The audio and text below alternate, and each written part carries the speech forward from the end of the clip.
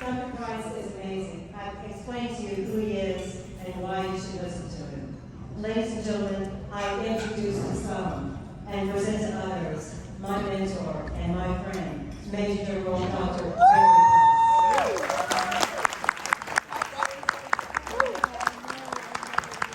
Everybody stand up. Everybody stand up. Everybody wants to stand up. I want to stand up.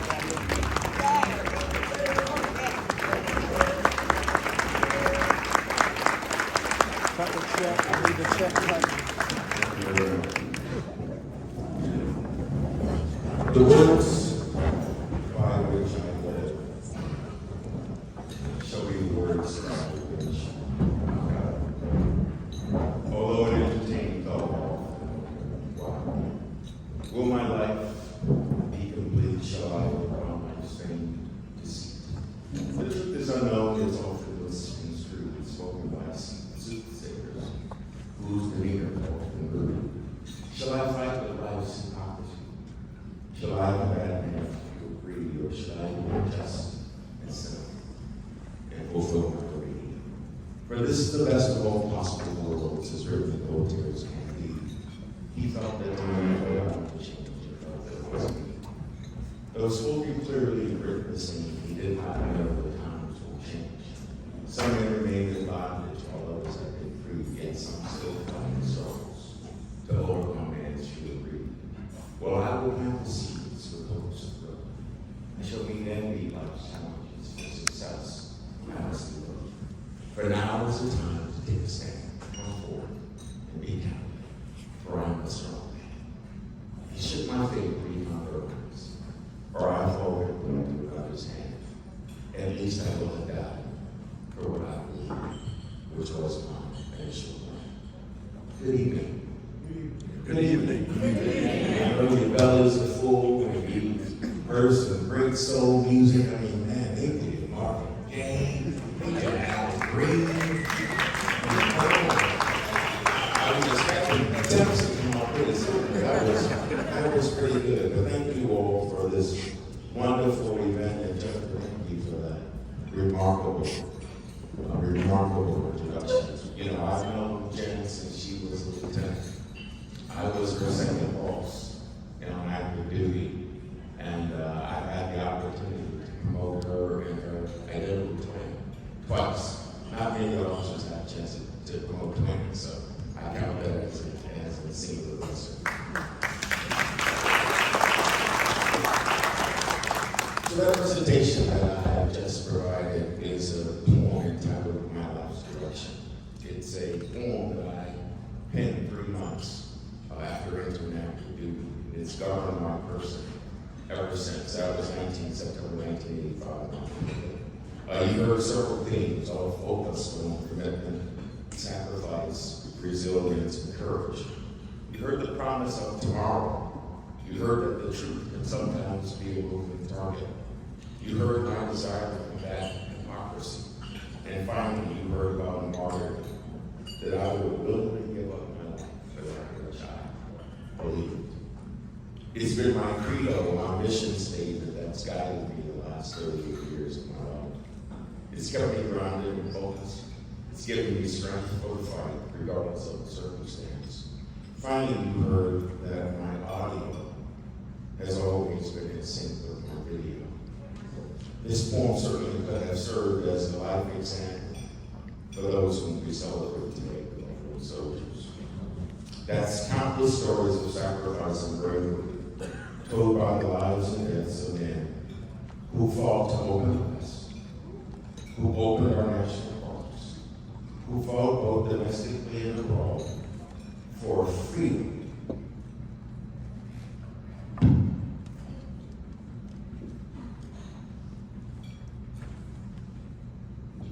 That not even they experience in the United States. Our nation's 30th president, Cavalry, is not remembered for much, but he coined a statement which bespoke the extreme debt that a nation owes its military when he said, "A nation that forgets its defenders will itself someday be forgotten." You'll note that Coolidge didn't qualify his statement with race, gender, Yet history reveals valiant efforts by Buffalo soldiers both on the frontiers and during combat. Yet they were never accorded the freedoms that they so valiantly and so selflessly ushered in for others. Think about it. Manifest destiny is a uniquely American term, which posits the idea that the United States is destined by God to expand its dominion and spread democracy and capitalism across the entire North American continent, from sea to shining sea, as the song debates. So it is my aim today to validate why such assemblies as these are so vitally important, as the history of the Buffalo soldiers and their legacy is profound. After the American Civil War, settlers moved westward in increasing numbers. When fighting broke out with Indians, the Army was often called in to quell the uprising. Certainly, we can all vividly recall movies of both where miners and settlers were attacked by natives. Yet the faces of the heroic cavalry, which appeared over the horizon, never quite looked in the movies like they looked in reality. In 1866, Congress authorized the formation of the regiments of black soldiers, the 9th and 10th Cavalry regiments, and the 24th, 25th, 38th, 39th, 40th, and 41st infantry regiments to deploy in the West to fight the Indians. The infantry regiments were later consolidated into the 24th and 25th infantry regiments. So yes, I'm saying that the scores of settlers and miners who were saved by Buffalo soldiers. Many of these black soldiers were veterans of the Civil War. Altogether, some 5,000 black soldiers, 10% of the total force, guarded the western frontier from 1866 to 1891. The infantry regiments also subdued cattle rustlers, outlaws, and Mexican bandits and revolutionaries. Black soldiers fought so bravely and ferociously during the battle with Cheyenne warriors in 1867 that they were nicknamed Wild Buffaloes. Over time, this term became Buffalo soldiers, and it applied to all black soldiers who served in the Indian Wars. Buffalo soldiers had the lowest desertion rate in the Army, despite the poor conditions that they had on the frontier. When Buffalo soldiers weren't fighting Indians, they built roads, telegraph lines. That's the infrastructure deal in the 1860s, right? They had surveying parties and went on scouting patrols. The storied 10th Cavalry veterans of the Indian campaigns proved themselves in battle against the Spanish in Cuba, and later came to rescue a unit commanded by a future U.S. president. The 9th and 10th Cavalry accompanied Theodore Roosevelt's Rough Riders over rugged terrain and successfully engaged Spanish forces at Las Guasimas on June 24th of 1898. A week later, while advancing up San Juan Hill, the Rough Riders found themselves surrounded on all sides by Spanish soldiers, and they were in great peril. The 10th Cavalry came to the rescue, advancing under heavy fire, firing as they marched, according to a reporter who witnessed the battle. Their aim was splendid, he continued. Their coolness was superb, and their courage aroused the admiration of their comrades. After the battle, a Rough Rider soldier said, if it hadn't been for the black cavalry, the Rough Riders would have been exterminated.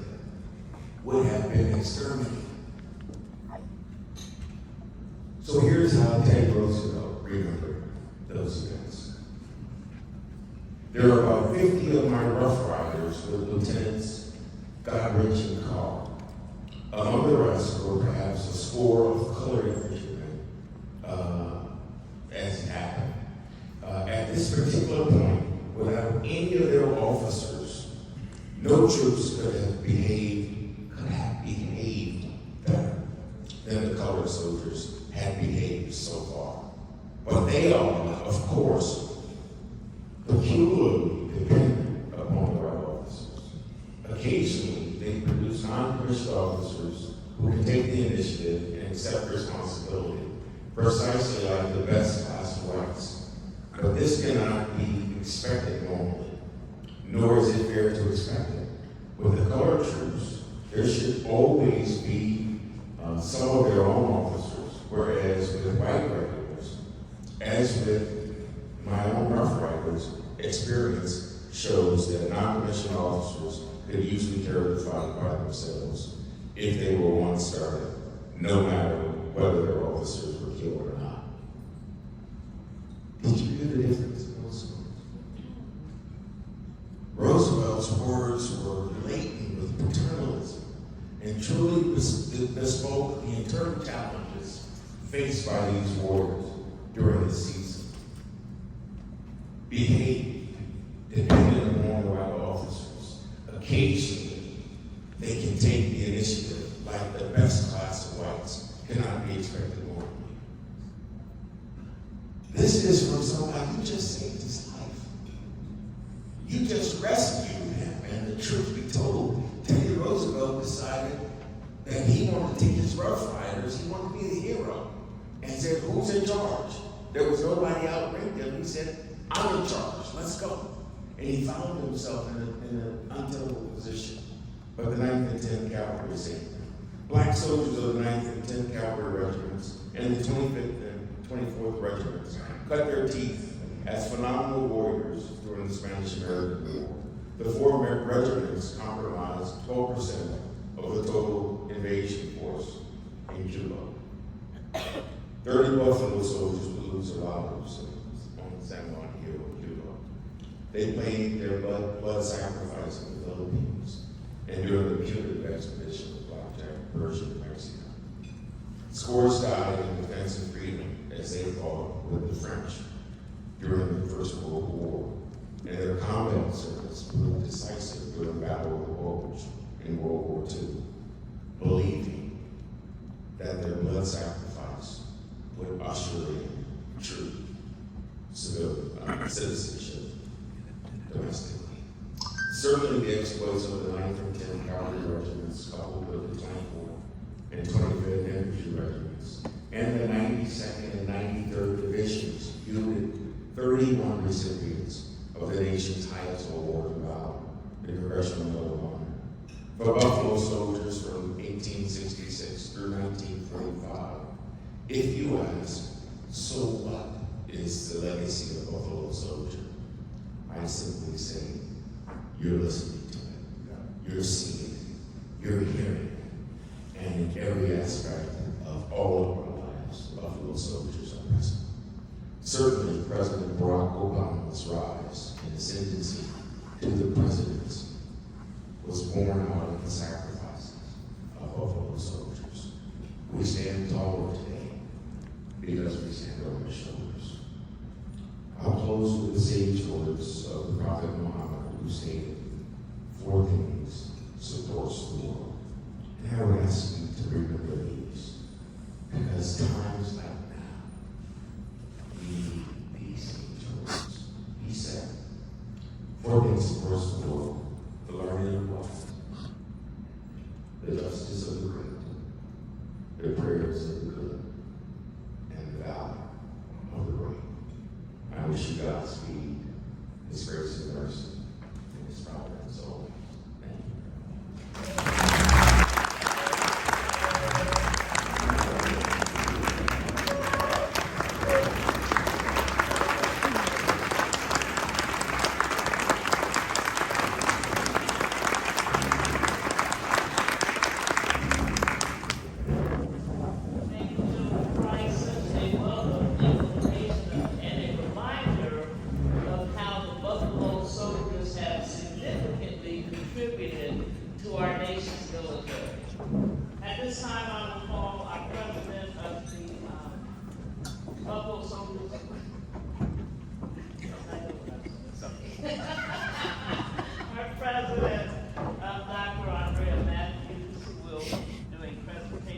Presentation. right, everyone. Thank you again. A round of applause.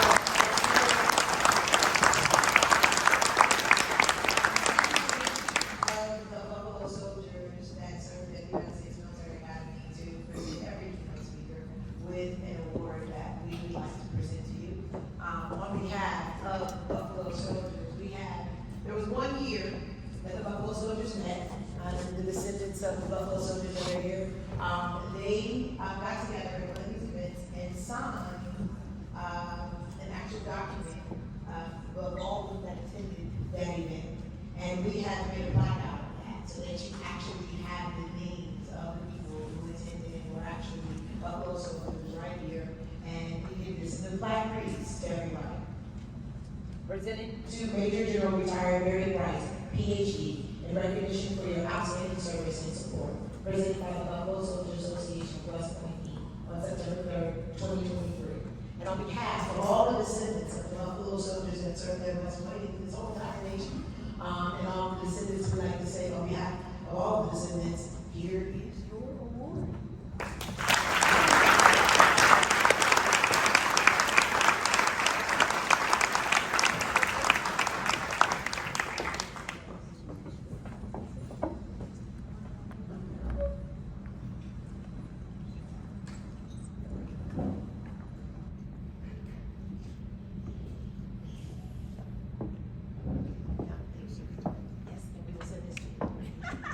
He has a plane to catch. Give me a second.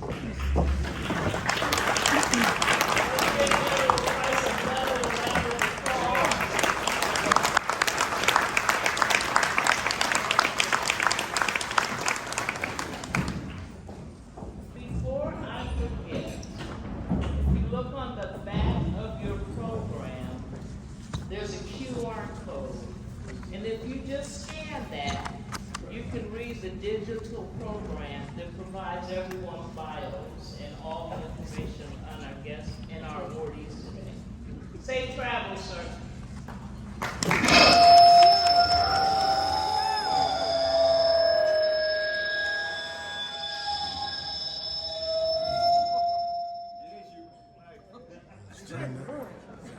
Just throw that off the balcony. Run outside, throw that shit in the water.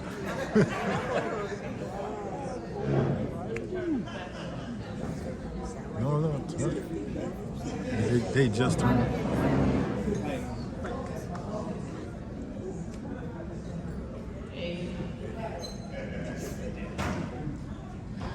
All right. So now, without further ado, let's start our awards program. You all ready? We're going to find out who has been giving back to the community, who has been sacrificing their time and talents, who has Find been out selfless where his bathroom is serving at. others. So for our awards, each year the association recognizes and acknowledges individuals that are making a significant impact in our world. Our first award is the Buffalo Soldiers Cadet Leadership Award.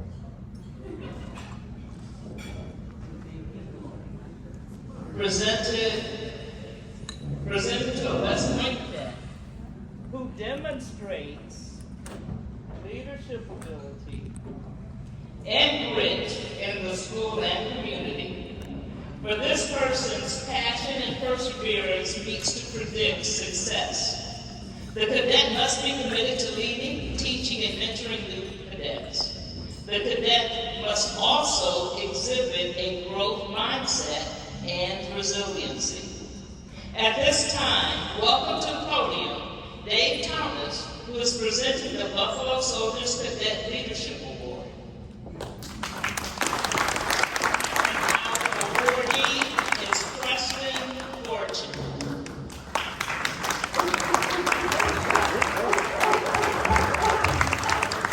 All right, let me get the bio on there real quick, so hopefully this microphone will be nice. It's an honor today to present this award. Proudly rooted in a legacy of service. Preston Fortune III. III hails from a family deeply committed to the values of honor, dedication, and selflessness. His father, Preston Fortune III, is a distinguished West Point. All right. He's a distinguished West Point graduate, class of 1987. That means he is smart as you can possibly get. Brilliant. Okay, it sounds like he came back. Brilliant must be. And his mother, Auntie Fortune, has nurtured a supportive environment for Preston's aspirations. He shares his journey with his older siblings, Gabriella, Michael, and Kyle, all of whom contribute to the tapestry of his life's narrative. With a firm foundation in computer science, Preston's academic pursuits epitomize his commitment to harnessing the power of technology to secure a better future tomorrow. Preston's leadership extends beyond the classroom. As the president of the Cultural Affairs Seminar, he fosters an inclusive environment that celebrates diversity and cultivates outstanding. So this is a young man that, you know, being in technology might be considered a nerd, but he has a personality. His further dedication is evident in his participation in men's Army volleyball, where teamwork and discipline converge.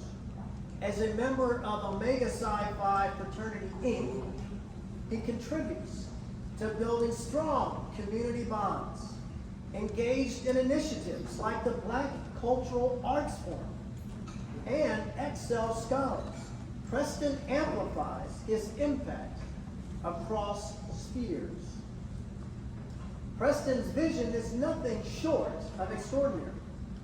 He inspires to become a GEM Fellow, paving the way for underrepresented communities in technology. His dream of cyber branching in the military aligns with his pursuit of a master's degree from distinguished institutions like Cal Berkeley or Georgia Tech. Armed with a resolute determination to make a lasting impact, he aims to leave an indelible mark wherever his journey takes him. With a clear focus on cybersecurity, he envisions a career that safeguards his digital realm. A testament to Preston's commitment, he proudly represents the third generation of his family at West Point. His father's legacy as an exemplar, Preston III takes to heart the ideals of the institution. His household's dedication to service and shared understanding of the noble duty to protect and serve resonate deeply within him. Preston Lee Fortune III, fortune prophetic, because his resume suggests he's going to make a fortune, is not merely a cadet. He is a beacon of inspiration, weaving a narrative of excellence, service, and a boundless commitment to progress. His journey, deeply rooted in heritage and illuminated by his aspirations, exemplifies the embodiment of a visionary leader poised to shape the future. Congratulations, sir.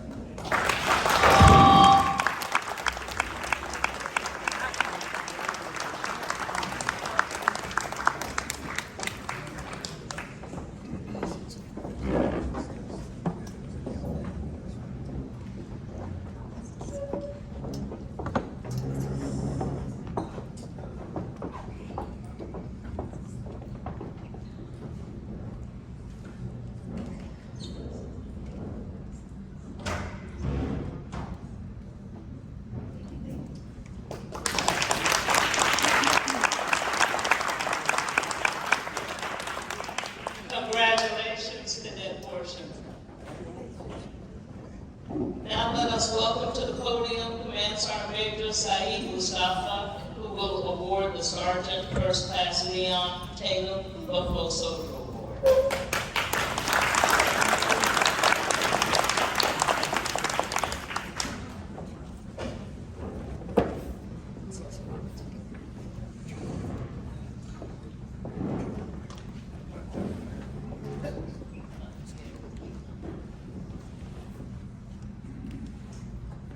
So, Sergeant First Class Leon Tatum was my grandmother's brother, which makes him my uncle. And what I recall of my Uncle Leon, affectionately called, some called him Uncle Bus, is when I was about 9 or 10 years old, living here in community next door, Highland Falls, New York, he would come, pick me up, walk me over to West Point, near where we were earlier today for the monument ceremony. There's a little building on the top of the hill there, which at the time was known as the Shopette.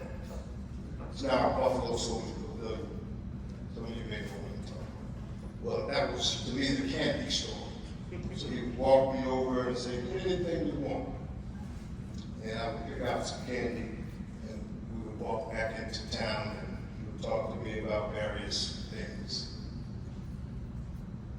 And so looking back on that time, it's clear to me what he was doing. It's called mentoring.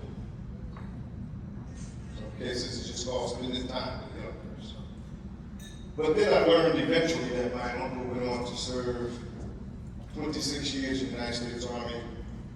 He was a leader, and he then transitioned into the community and was one of the men that founded the Buffalo Soldiers Association of West Point. And so when I found out that he served 26 years, I said to myself, I got to do at least 27. Ultimately, I went on to do 30 years in the United States Army.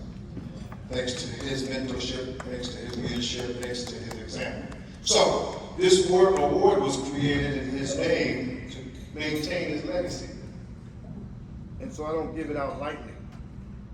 I had to find a young sergeant in active duty that epitomizes those characteristics.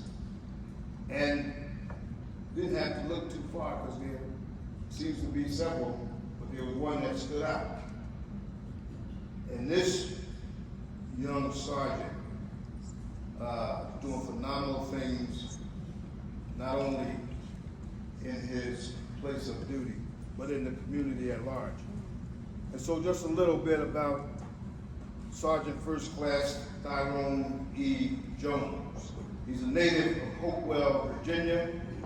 He entered the United States Army in July of 2002. He completed basic combat training at what was called back then Fort Benning. I'm not trying to keep up with all the new names. I'm just saying Fort Benning for now. But y'all know what I'm talking about. In Georgia.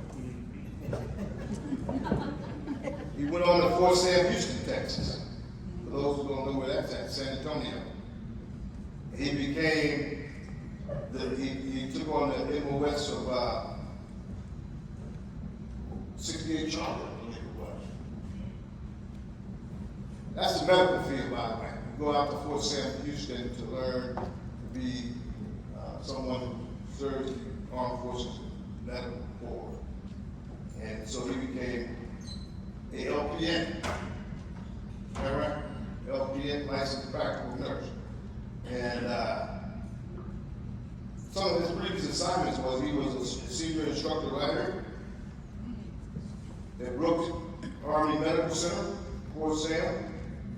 He served in Tripler Army Medical Center in Hawaii as the NCIC of the Mother-Baby Unit, Special Care Nursery at Fort Belvoir Community Hospital, the Medical Platoon Sergeant of the 565th Ground Ambulance Company at Fort Polk, Louisiana. He's a senior line medic at Charlie Company, 29 Infantry Battalion. So for an old soldier like me, what that means is he can operate within the context of the hospital, but he can also operate out there in the trenches, in the field, where you get dirty, you get sweaty, you get tired. And so this tells me he's a very versatile non-commissioned officer. That sounds like my uncle. So without further ado, we're going to bring up Sergeant First Class Tyrone.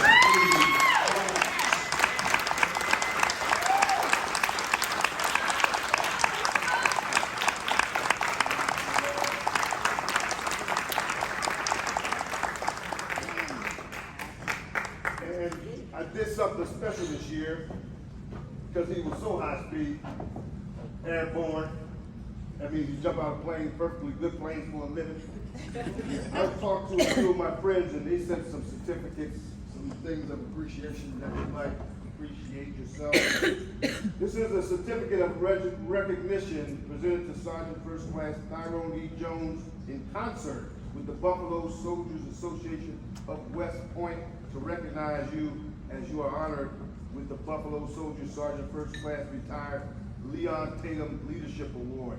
In witness whereof, I have hereto set my hand and signature on this second day of September. Signed, Senator James Skoufis, New York State, 42nd Senate District. We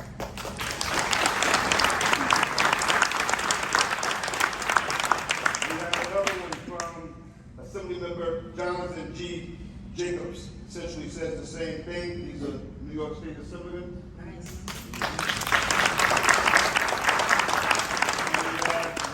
From Assemblyman Christopher Eaton of the 99th District, which covers here at West Point. But the best of all comes from me.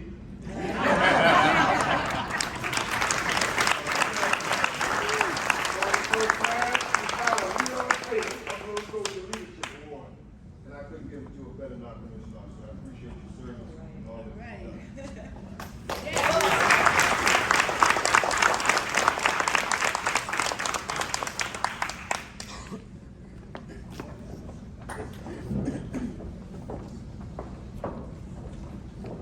Congratulations, Sergeant Jones.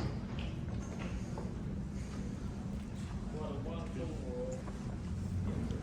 Our next award is the Sergeant Sanders H. Matthews Veteran Award, and it's awarded to a veteran who has made the transition from active duty to civilian status, yet who have not only significantly contributed to their comrades in arms, but upon transitioning to civilian status, this individual continues to assist other veterans in their transitions. At this time, Dr. Andrea Matthews will come to present the award.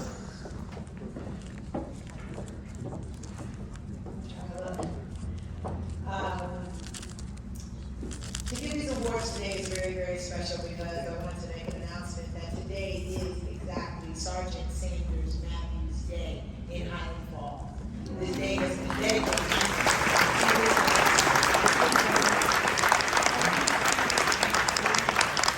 So first I'd like to give an award to two gentlemen that are exemplify exactly the legacy of my grandfather, Sergeant Sanders H. Matthews. So the first one is Terry L. Albright. He's Executive Director of Diversity, Equity, Inclusion, and Assault and Harassment Prevention Office for the Veterans Health Administration in Washington, D.C. He serves as the Principal Advisor to the Principal Deputy Under Secretary for Health and Under Secretary for Health and Services as a spokesperson for the organization in Diversity, Equity, and Inclusion. Mr. Albright directs the Office of Diversity, Equity, and Inclusion in the Assault and Harassment Prevention Office, and he drives efforts to improve awareness of a variety of cultural, generational, ethnic, and other differences related to issues of employee engagement, equal opportunity, conflict resolution, and other workforce issues.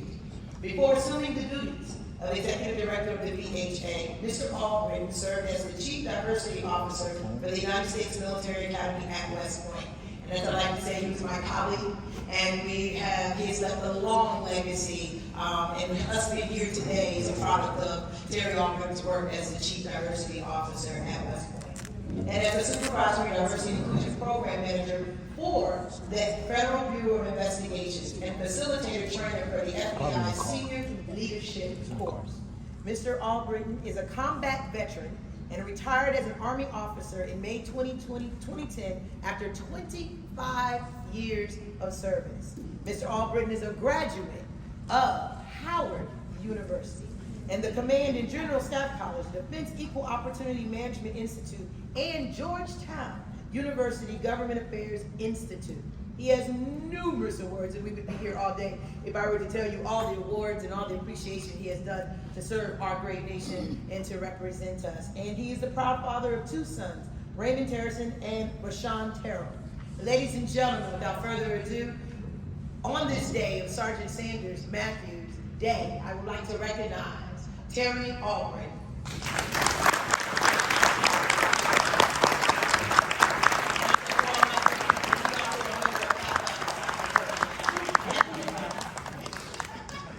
You go. Get your shot, bro.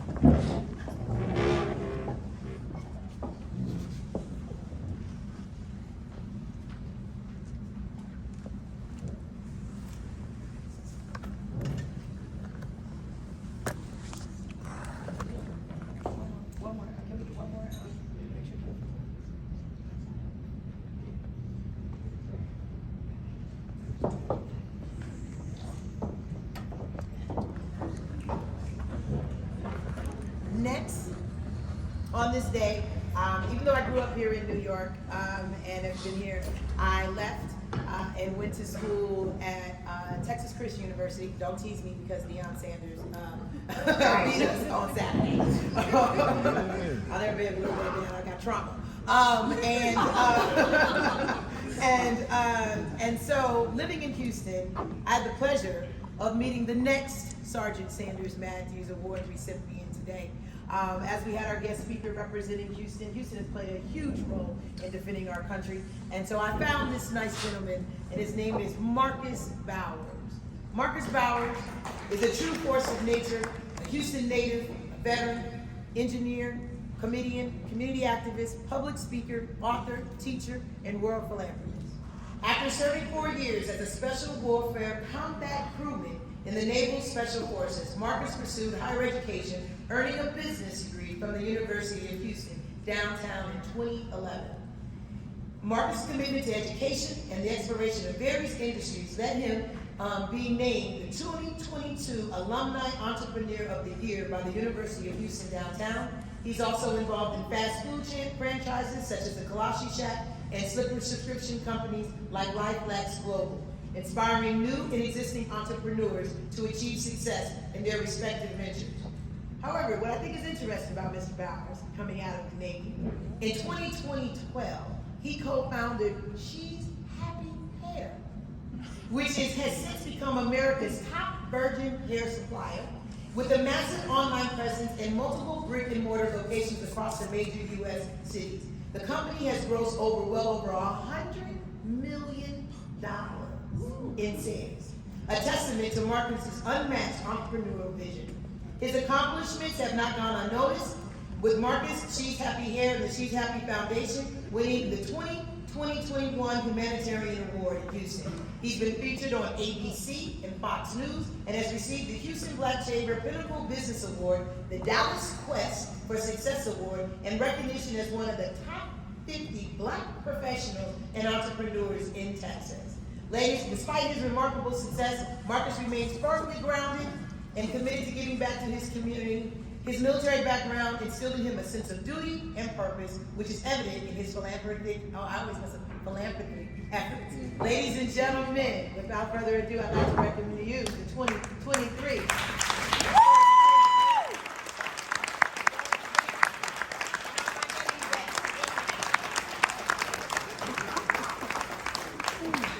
With the J's on. With the Jordans on. Team Jordan.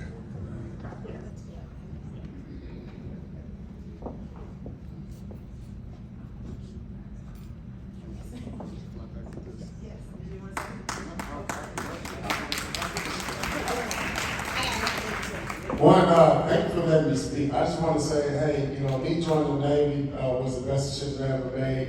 And being in a room full of veterans, active duty, and family members, it just means a lot. So hopefully we can all continue doing the exact same thing, which is telling people about the blueprint and making sure everybody trusts the process. Whatever you do, do it online too. Thank y'all.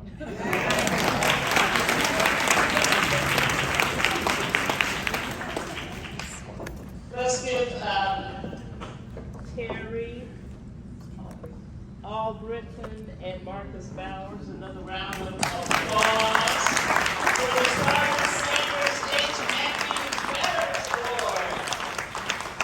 Awesome, awesome, awesome. Now the Sergeant Sanders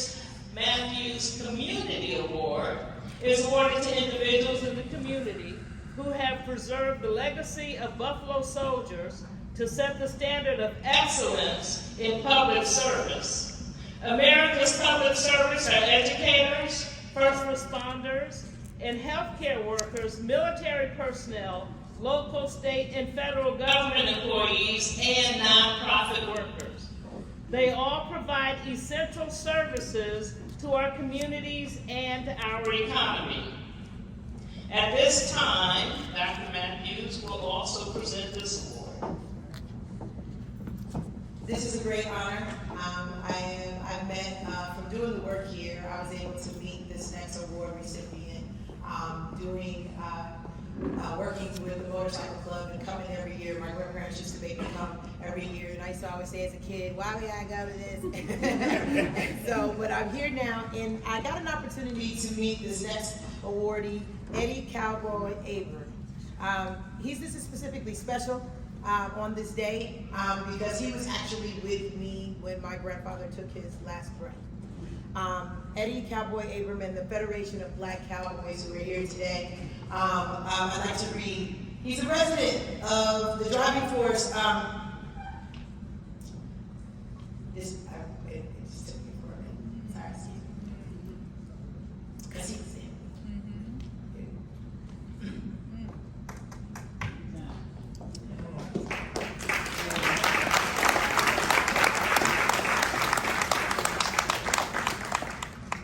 A lifelong Queens resident, Eddie Abraham Jr.'s driving force is easily summed up in the Mahalia Jackson verse. If I can help somebody as I travel on, then my living shall not be in vain. Eddie's passion for others is evident in his entrepreneur accomplishments and active community youth service for over 40 years.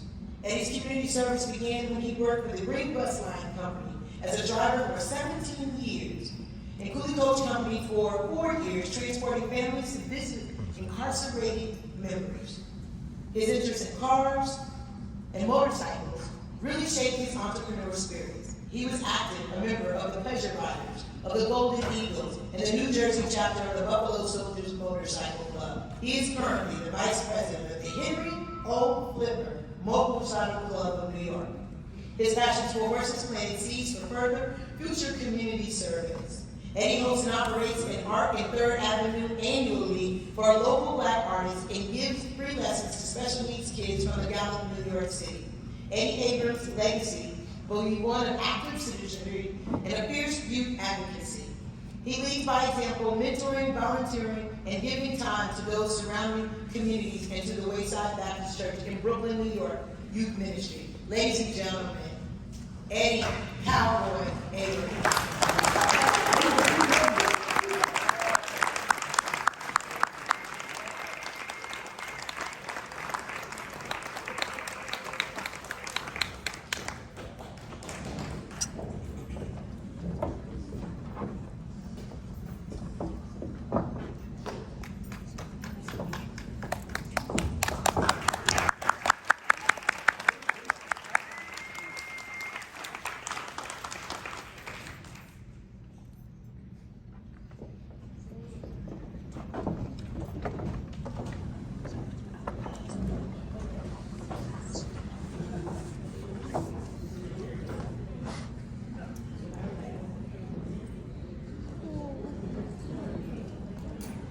This next awardee was recommended to us by friends that we've got ready to meet, that I've met through interacting at the UN. And so I would like to recognize our next awardee is Joan Nichols. Joan Nichols is a dynamic individual hailing from the vibrant borough of the Bronx, New York. With an alert brimming from dedication and a spirit forged by her time in the United States Navy, Joan has emerged as a prominent figure in the world of Veterans Affairs and Community Service. Having served in the United States Navy, Joan's journey led to her to collaborate closely with admirals and officers within administrative services. Her commitment to duty and excellence shone brightly during her service and laying the foundation for her subsequent impactful endeavors. Joan's passion for serving her fellow veterans and her community is truly commendable and lies in her collaborative efforts with the Commissioner of Veteran Affairs of New York State. In this role, Joan has tirelessly worked to improve the lives of veterans advocating for their rights and welfare. Outside of her impressive professional endeavors, Joan finds joy in her role as a loving mother of 2 remarkable children and doting grandmother to 3 adorable grandsons. These personal connections serve as a wellspring of inspiration, motivating her to create a better world for future generations. In summary, Joan Nichols is a tapestry woven with threads of service, compassion, and dedication. From her service in the United States Navy to her multifaceted contributions to Veterans Affairs and community service, Joan's impact is profound and enduring.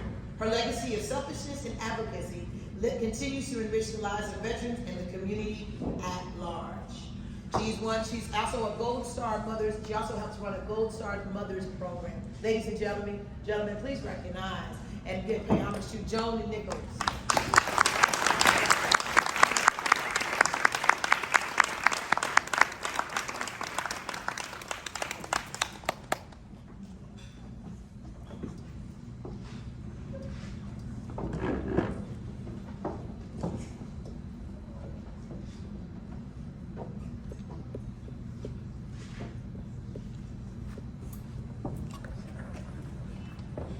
Congratulations, standing proud right here and Ms.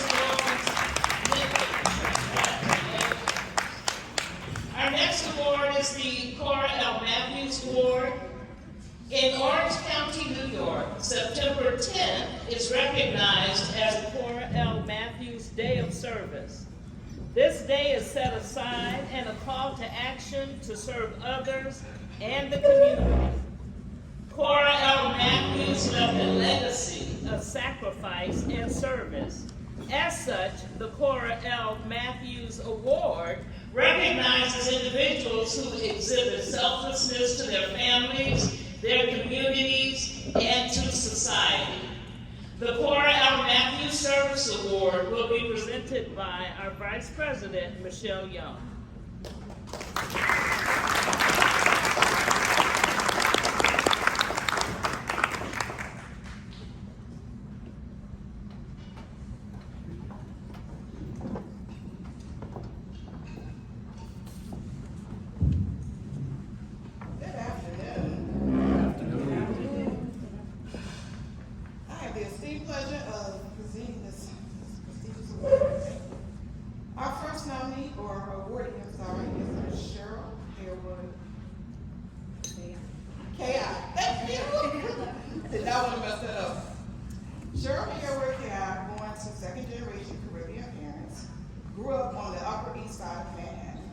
Spanish Harlem, or Elder Barrio, in the Lexington housing projects. With her father's constant encouragement, Cheryl always maintained an avid interest in space technology and science.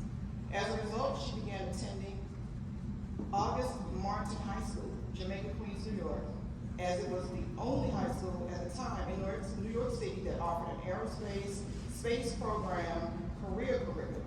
Cheryl traveled to this high school daily in the hopes of pursuing her interest and passion for learning aircraft piloting and entering the space program via the Air Force. While attending August Martin, Cheryl became an active member of her high school's Civil Air Patrol Cadet Squad. Wow, that's a lot, right? However, after 3 years of cadet membership and self-reflection, she reconsidered her pursuit of the initial career dreams. After recognizing certain personal limitations, Cheryl additionally found herself facing the reality of the many hurdles to overcome as a woman and a person of color seeking such a unique career in the military and the space program at that time. So alternatively, Cheryl happily chose civilian nursing as a career path. Here she realized she would utilize her own unique supportive talents and would remain continuously involved with the science and technology subjects she truly loved. Cheryl's nursing career journey began when she became a licensed practical nurse for the Health and Hospitals Corporation of New York City in 1988.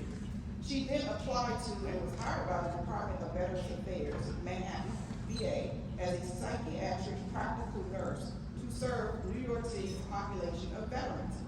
During her career at the Manhattan VA, Cheryl became a local National Nurses United Nurse Union Communications official. During her 3 terms there, Cheryl supported her fellow nurses and coworkers and consistently advocated for better nursing care for veterans by the VA.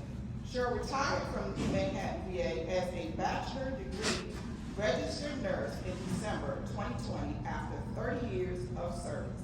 Please let's welcome Cheryl Harewood.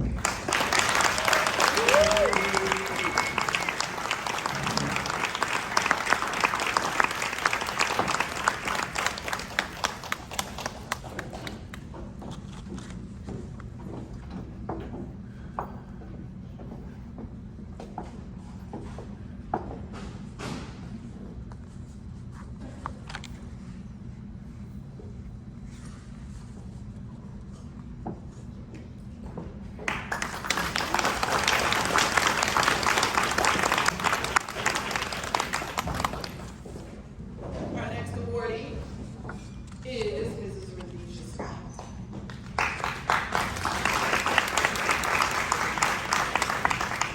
Born and raised in Brownsville Projects of Brooklyn, New York, Rhodesia Scott was encouraged to obtain her education. This desire was ingrained in her by her grandfather, the late Richard Waymer, from a very early age and for a great reason. While growing up, her grandfather would always say to her, get your education first, because that's the one thing they can't take from you. Those words coming from a Southern man pulled from the school in 7th grade to pick cotton never left her. Rhodesia did just what her grandfather wished, get an education. Rhodesia earned a Bachelor of Science degree from the University of Connecticut in 1993 and her Master of Science from the State University of New York at New Paltz in 1996. After graduate school, her career in higher education began, and so did her life as we see it today. Rhodesia is currently the Director of Business Advising at SUNY New Paltz. Rhodesia is actively engaged in her church, community, sorority, and the Mid-Hudson Valley National Pan-Hellenic Council, the Divine Nine. She recently completed her second term as the president of the alumni chapter of the Mid-Hudson Valley Pan-Hellenic Council. During these 2 terms, she established many community relationships and outreach, expanding the council's touch. Rhodesia established the council's 501c3, the Mid-Hudson Valley Divine Nine Foundation, and obtained the Dutchess County Learn, Play, and Create grant, which was used to support Dutchess County youth by providing laptops, school supplies, educational needs, and exposure to the arts, and participated in the community voter drives. Within her local alumni chapter of Theta Sigma Gamma Rho Sorority Incorporated, she currently serves as the rower advisor and the TSS Rower Club. Keeping those young ladies active and community engaged gave her great joy. Why you ask? Simple, each one is teaching one. One commonality within Rhodesia has been, whether it be work, worship, or play, her work has been connected in some way as serving others. She no longer asks, Lord Rock, because of the words she received some time ago. Trust in the Lord with all your heart and lean not on your own understanding. Proverbs 3:5. Please welcome Mrs. Rhodesia Scott.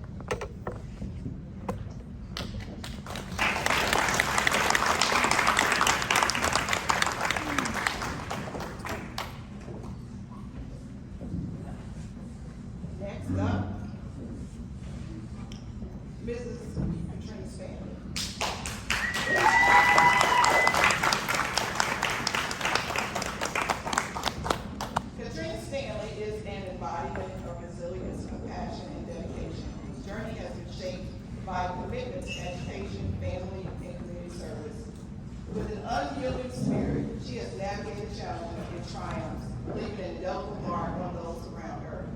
Katrina embarked on her academic journey with a thirst for knowledge and a drive to make a positive impact. She earned an associate degree in public administration, showcasing her determination and keen understanding of public affairs. Her pursuit of academic excellence continues as she currently enrolled in the College of Criminal Justice, where she is honing her skills to contribute to a safer and more just society. However, Katrina's impact goes far beyond the classroom. As a mother, she has raised remarkable children, instilling in them values of compassion, integrity, and the importance of education. Her nurturing nature extends beyond her immediate family as she selflessly cared for 2 family members during their battles with cancer. In the face of adversity, she stood as a pillar of strength, offering unwavering support and love. Katrina's dedication to her community is evident through her active role as a parent coordinator at Leadership Institute High School. Her commitment to fostering a positive educational environment has contributed to the growth and development of countless young minds. Furthermore, Katrina's influence has extended to the Buffalo Soldiers Association of West Point, where she served as a past board member. Her involvement demonstrated her dedication to preserving history, promoting unity, and honoring the sacrifices of those who came before her. As she forges ahead, Katrina remains an inspiration to all who have had the privilege of crossing her path. Everyone, let's please welcome Ms. Katrina Stanley.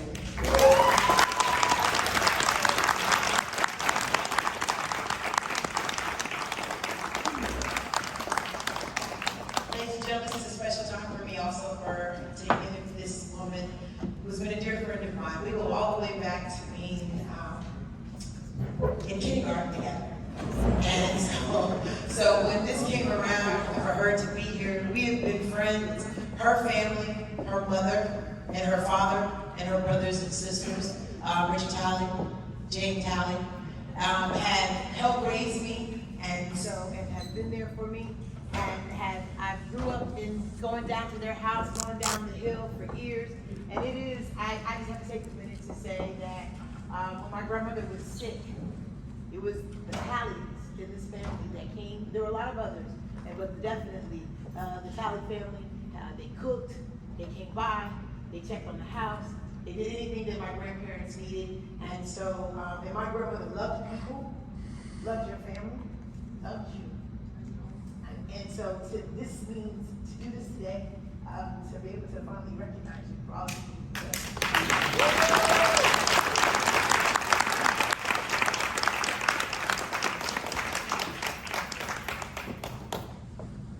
Thank you guys for nominating her.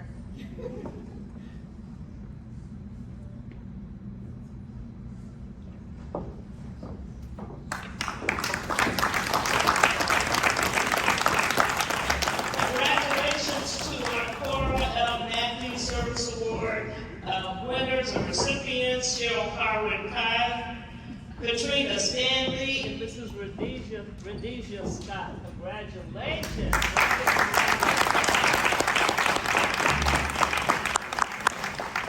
Now this year, we've added a new award to recognize individuals who are creating a better world by supporting peace efforts throughout the continents. The UN-focused Support and Peace Award is awarded for outstanding achievements in the field of human rights. The recognition sends a clear message to human rights defenders all over the world that the international community is grateful for and supports their efforts to promote all human rights for all. They contribute to the development of civic society in the country based on respect for human rights. The UN-focused Support and Peace Award will be presented by Dr. Byron Price, President of the African Views Organization.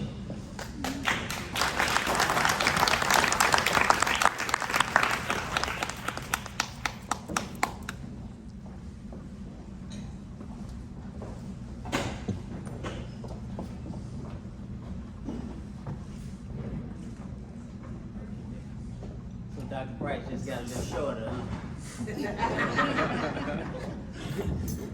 Okay, I'm presenting the UN Sport and Peace Award. First award recipient is Sheikh Bey, is a distinguished protocol administrator with the International Human Rights Group in the United States, with roots extended to the scenic landscapes of Switzerland. Recognized for his dynamic leadership, Sheikh has embarked on a journey of empowerment, collaboration, and transformative change in partnership with esteemed figures such as ambassadors and the revered Naeem A. Bey, DB. With a multifaceted presence in the spiritual and humanitarian domains, Sheikh holds the consecrated title of bishop within two renowned international church headquarters, Faith Restoration Center Incorporated and the Association of Christian Evangelists Incorporated. His spiritual dedication and visionary leadership have earned him the esteemed recognition of consecrated bishop, embodying and commitment to fostering spiritual growth and connection. A seasoned envoy within the Moorish American National Republic, Sheikh's influence reaches far beyond borders. His dedication to social and economic development, particularly among Black and brown communities, has become a cornerstone of his impactful work. His mission is rooted in the transformation of lives and communities, and he does so by providing crucial funding to the Asiatic United Nations Permanent Mission. This venture, undertaken with a fervent belief in unity and cooperation, seeks to address urgent needs across the globe. Sheikh's focus spans across North, Central, and South America, encompassing both the United States and third world nations. His efforts encompass a holistic approach targeting poverty eradication among the Asiatic American community and other marginalized groups, and his vision extends to all in need, irrespective of their background or ethnicity. Embodying the principles of collaboration and proactive engagement, Sheikh channels his energy, toward meaningful change. His affiliation with the Asiatic United Nations Permanent Mission serves as a testament to his dedication to addressing the complex challenges of our world. As he navigates the interplay of diplomacy, spirituality, and humanitarianism, Sheikh Bey remains an exemplar of how an individual's dedication can ignite a flame of positive reflection and transformation across the globe. Sheikh Bey, would you please come forward?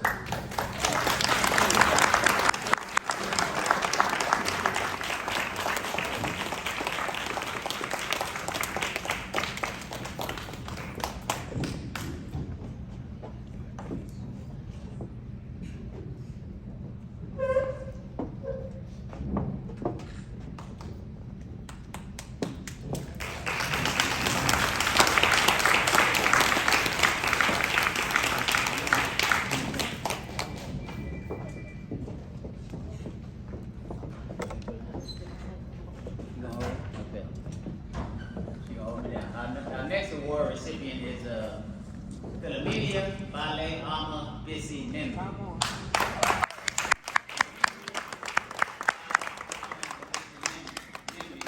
a dynamic and influential community leader, renowned for her tireless efforts in promoting civic engagement, women's empowerment, and youth participation in New York and beyond.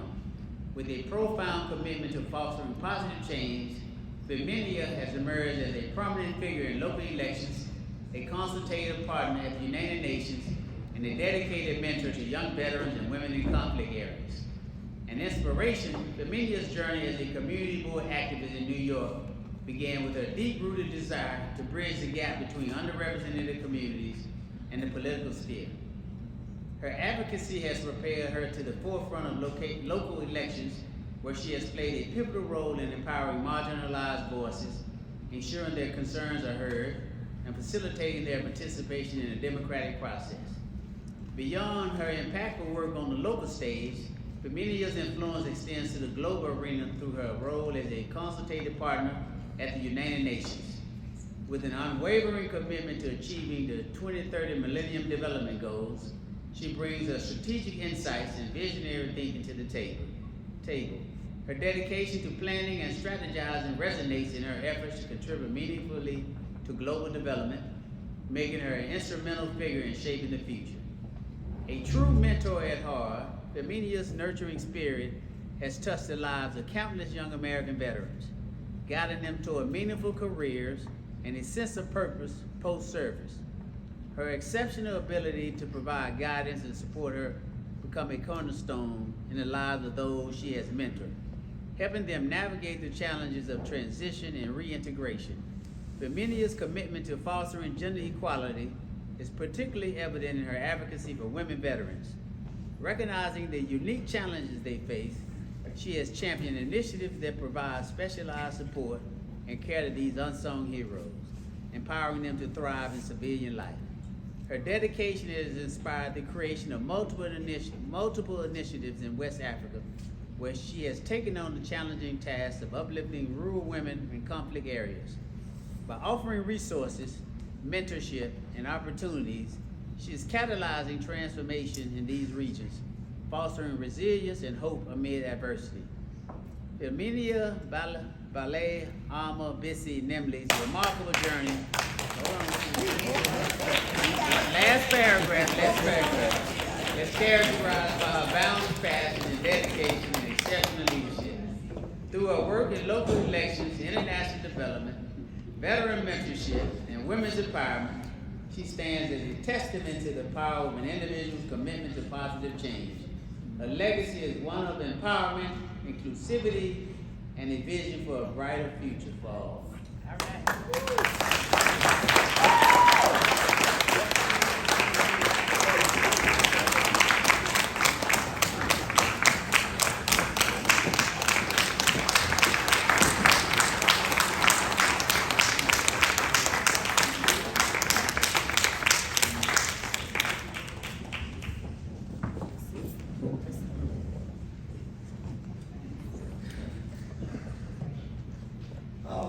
I would like to thank everybody. I'm not in the plan for this.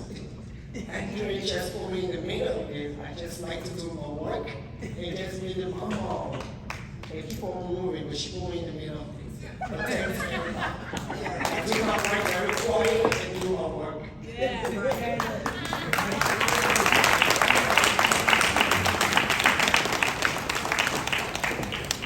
Congratulations to our UN Global Support and Peace Award. This is wonderful. Chick May and Ama BC Nimble. Congratulations. Yes. Let's give our awardees a round of applause. This is a great award ceremony today, hasn't it? Yes, absolutely. Yes, indeed. We started off with Mrs. Della. I don't have my notes in front of me. Mrs. Della, who gave us that beautiful rendition of the national anthem. Yes. We had Soul Again. Yes. Who have just been incredible. We had an awesome presentation from our guest speaker, Major General Barry Price. An amazing introduction of Barry Price. So this has really been a great day.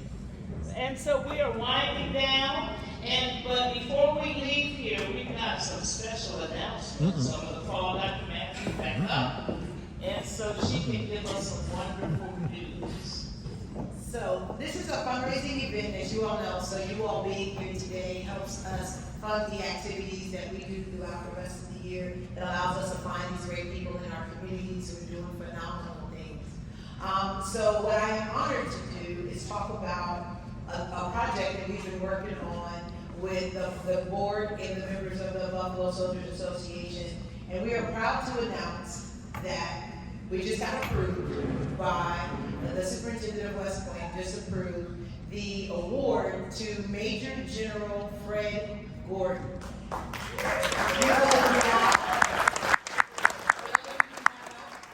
General Fred Gordon was the only African-American male in the entire class of 1962 here at the United States Military Academy. He is our modern left and had a prestigious career. He played the significant role of us putting that monument that you saw outside, and he also came back and was the first African-American commandant to serve at the United States Military Academy.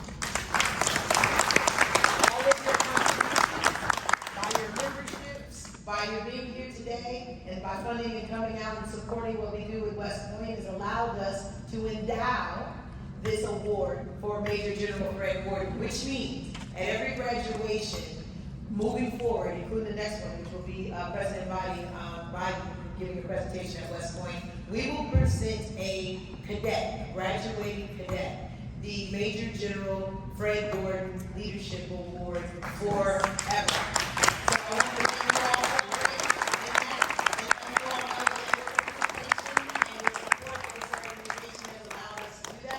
and since the monument was my grandfather's dream, the next person that I'm going to introduce you to, which will give you a little small introduction into what some of the work we'll be doing moving forward. One with the Buffalo Soldiers, with the Federation of Black Cowboys that are sitting there. We will be working on projects in the inner cities of New York City to bring equine therapy and help kids. We'll be doing STEM and training with my Marine colleague here who will help run Operation Impact. We will be providing STEM training and STEM after-school programs to youth. And we will be collaborating with the next gentleman. Now the reason I'm getting ready to call Alan Sands up. Alan Sands, I just gotta tell you this phenomenal story. I met Alan at the UN. And Alan was a child when Eisenhower was the president and he died in the United States. He was a child. And when he heard about Eisenhower passing at the age of probably like 10 or 12 years old, he literally ran away from home to attend the funeral of Eisenhower in Abilene. Now mind you, he lives in Omaha, Nebraska. His family woke up, did not see him in the bed. He told him he was going though. He let him know. Saying, hey mom and dad, just to let you know, I'm on my way to Abilene and I'm going to Eisenhower's funeral. So you know his parents are totally shocked. Do you know he caught a bus, a train, and wheeled his way all the way up. So his parents did get to see him on TV. He actually made it on the television at Eisenhower's funeral. And he did this when he was in middle school. Now, mind you, I'm sure as you all are your parents, you know that when he got home, it was over. It was over. But his dedication to, I thought it would be fitting. And his dedication to veterans and peace and preserving the legacy, what draws us is his legacy, preserving the legacy of the Buffalo Soldiers. So, without further ado, I would like for you to meet Alan Sands, who is the founder of Keepers of the Peace Project, which is a UN affiliate program that the Buffalo Soldiers Association will be working on moving forward.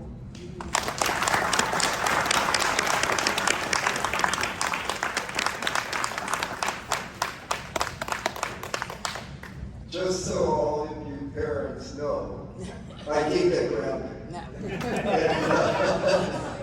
And I was grounded for quite a while. But it was really, I think, my first act of patriotism. And I can be very proud of that because I think history is our best teacher. And it has to be preserved and treasured forever. And I guess that's why I've been so committed to the project that I have been working on now for 8 years. Actually, it was awarded to me 8 years ago by the United States World War I Centennial Commission. I was living in Nebraska, in Lincoln, not Omaha. Oh, sorry. And when they gave me the project on the 42nd Rainbow Division, I said, who? Had never heard of them. And I know Monique, one of the commissioners, she said to me, Alan, think about this. Why don't you do this? And I said, Monique, I'm a hopeless romantic. I don't do war. And so I turned her down. And she said, Alan, you need to think about it, sleep on it. I did. And then I decided to do it. But I wanted to change war into peace. And that's what I've done with the Keepers of the Peace Sister School program. And this is a program that we're working on with the United Nations now. I truly believe that our enemy is not another nation. Our enemy of today is the climate. The climate crisis is very, very, very serious. And this generation and future generations have to accept the fact that we really need to address this. And we have to address it with the young. So that's why the Keepers of the Peace Sister School program has been developed to really break down the barriers, the cultural barriers, and bring kids together from all over the world, working in collaboration and unity and togetherness to come up with solutions for the climate crisis. And I'm pretty excited to be around these young people. And I know that as of now, they say that the World War II generation was our greatest generation. Well, I really believe that this generation today, and they're going to face this program, this problem, and they're going to do it with dignity and also a courageous spirit. And I just am so happy and thrilled to be around these young people. But it all goes back, you guys, to the 42nd Rainbow Division and the Harlem Hellfighters, and obviously the Buffalo Soldiers. I don't know if you know the story about the Harlem Hellfighters, but I need to tell it. It's a story that should have been told a long, long time ago. When I was awarded the 42nd Rainbow Division, did I know about the Harlem Hellfighters? No. If I would have stayed in Nebraska, would have I ever known about the Harlem Hellfighters? No. Most Nebraskans don't even know about Harlem, much less the Harlem Hellfighters. But when I met their general, he's now deceased, General Nathaniel James, and he told me the plight of the Harlem Hellfighters and the prejudice and discrimination that they faced as Americans. And they basically, when they got to France, even though they were trained for combat in Harlem, where do you think they went? They actually were put on the docks, loading and unloading ships, because no white soldier would fight with them. And they could have stayed there, but they didn't want to stay there. They wanted to fight for our country as Americans. And so they had actually a colonel, Colonel William Haywood, who was white. Actually, I'm proud because he was from Nebraska, believe it or not. And he didn't know where Harlem was either until he got there.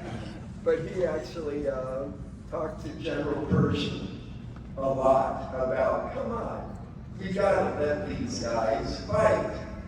And Pershing, I think he would have if he could, but the politics of the time prevented him from doing that. Meanwhile, the French were losing so many men, they were pestering Pershing too. And so he was getting them from both sides. A long story short, they were loaned to the French army. They fought in French uniforms, and they, to this day, are revered as one of the best French divisions. Did they ever lose even an inch of land? No. Was one prisoner taken? No. Did they actually fight in the trenches? longer than any other division in the war? Yes, 190 days they were in the trenches. An amazing, amazing story. And I have the honor of telling them, along with the 42nd Remote Division, and they also were a pretty amazing division because they were made up of 26 National Guard units from all over the country. When we declared war, our army wasn't much. It was 130,000, poorly trained, poorly equipped, and they had never been abroad for any war.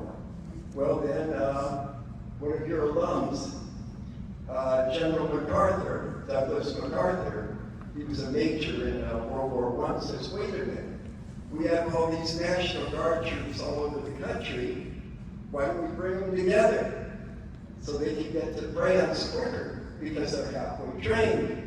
So that's exactly what happened. They actually, 26 National Guard units came together in New York at Camp Mills, and there were 4 regiments that were actually infantry. I'm dealing with 2, the New York 69th and the Alabama 4th. Well, going back into history again, these 2 units in the Civil War fought each other at the Battle of Fredericksburg. And they actually didn't like each other very much when they met. And they actually almost said goodbye to the whole project. But Major MacArthur said, I'm going to shake these guys up, give me 2 months. And they weren't. They became one of our best divisions in the war. So this mini-series is about that. But Keepers of the Peace fulfills my dream of turning war into peace and uniting these students in the same manner that actually the Harlem Hellfighters and the Buffalo Soldiers came together in unity, togetherness, and solidarity. Thank you very much. And I am here.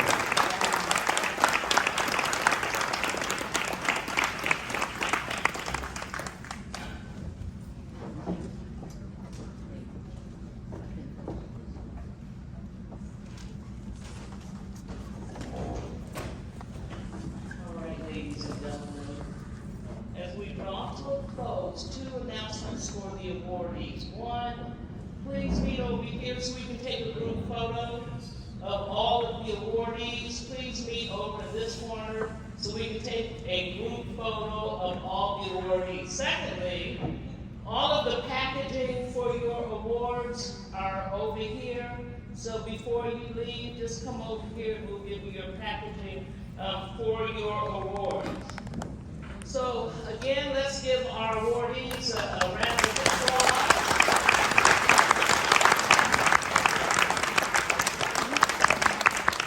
This concludes our program today.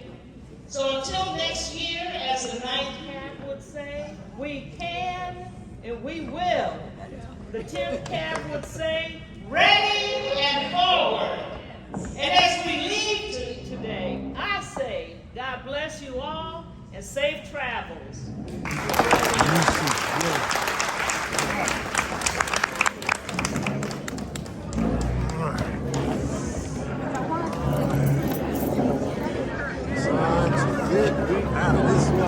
Yeah.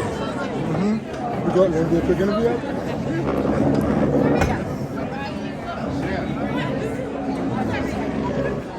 Yeah, we can.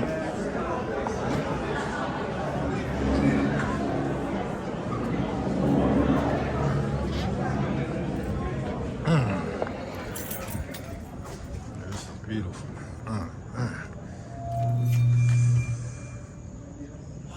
Wow.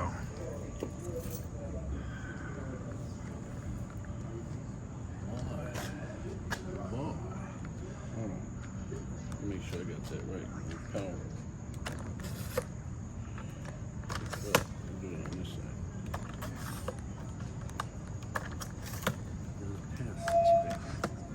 I just stand stable in one place. Yeah. We should be good. Okay, let me get this nice shot behind you. Okay. So, Chief, we're here at West Point. Beautiful river behind us. Beautiful environment. Tell us about the day today and what we experienced.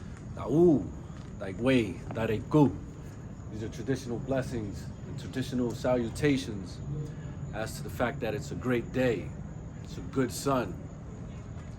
We're here at West Point commemorating kind of the basis of everything, which is our interaction in this country together, the experiment of America. And a lot of the story has not been told, hasn't been told as far as indigenous folks, people of color, building infrastructure, people of color serving honorably in wars, fighting and dying for this American experiment to continue. Part of that is the story of the Buffalo Soldiers. All of that starts in some ways with the first bodyguard, Simeon Simon, which is related to Chief Billy Guy, who was of Thunder, the Pokanoket. And as we go through that story throughout time, we find a legacy of selfless service, because much of the service that these veterans rendered was thankless. Much of the service that these folks contributed did not turn out the way that you would expect it to for individuals in service. Like the story of the Harlem Hellfighters who went to France and fought on their behalf but came home. And many of those heroes were lynched upon returning to their individual territories. But the legacy is a legacy of service, a legacy of discipline, a legacy of honor, a legacy of power. And we meet here in order to commemorate that legacy of service, selfless service, honor, discipline, and power, and a way forward for us as people of color, as indigenous people, and as folks that believe in this American experiment. We do that here at West Point. We are together, we do that in family, and we do that in honor to our ancestors and in honor to the warriors who contributed to our ability to be alive and survive and thrive today. So that's what we're here commemorating. And in honor of that, I'd say, Ahyahude, Momatum, Mabrika, Mabrikatina, Ta'u and Daigwei.